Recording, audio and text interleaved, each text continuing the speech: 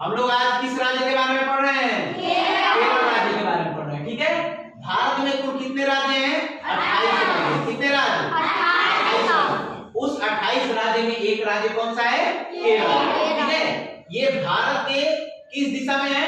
तो दक्षिण पश्चिम दिशा में स्थित है। ठीक है ना, भारत का जो मैप है ना उसमें दक्षिण पश्चिम दिशा में क्या है? स्थित है।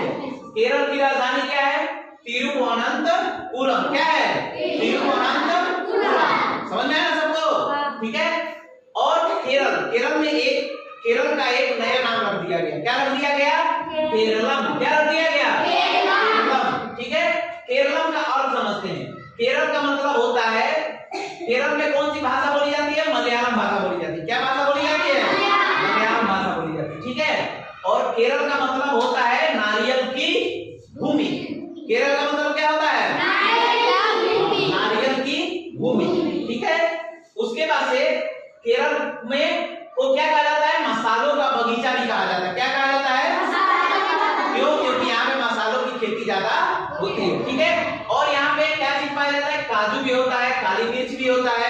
ठीक है ना, काली मिर्च जो गोल गोल होती है, काला होता है। ठीक है ना, उसके बाद से मलयालम भाषा में केरा का मतलब होता है नारियल का पेड़।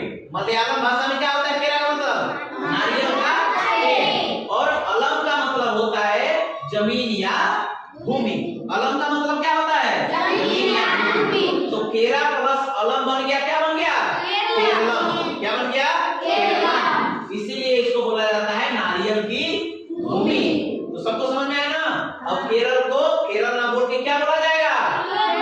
केरलम बोला जाएगा। क्या बोला जाएगा? केरलम। सबको याद रहेगा ना? जितना चीज हम यहाँ पे लिखाए हैं, और एक चीज जानेंगे केरल के बारे में। केरल में सबसे ज्यादा साक्षर लोग हैं। क्या है? साक्षर। वहां पे साक्षरता दर जो है सभी राज्यों से क्या है? ज्यादा है। सभी राज्यों से क्या है? ज्यादा है। और सबसे कम कहाँ है? बिहार में। सबसे कम साक्षरता कहाँ है? बिहार में। तो आप लोग जब पढ़ोगे लिखोगे अच्छे से तो क्या होगा? यहाँ भी साक्षरता दर बढ़ेगी। समझ में आएगी नहीं? इतना सबको समझ में आना? केरल की राजधानी याद रखेंगे। ठीक है, नया नाम याद रखेंगे और यहाँ की भाषा याद रखेंगे। ठीक है ना, सबको समझ में आया? कल फिर इसको आप लोग पढ़ के आएंगे और इससे चीजें हम आपसे पूछेंगे। समझ में आया कि नहीं? जिसको अगर नहीं समझ में आएगा कल आके हमसे फिर पूछेगा। ठीक है, फिर बताएंगे, उसके बाद फिर हम पूछेंगे। ठीक, चलो।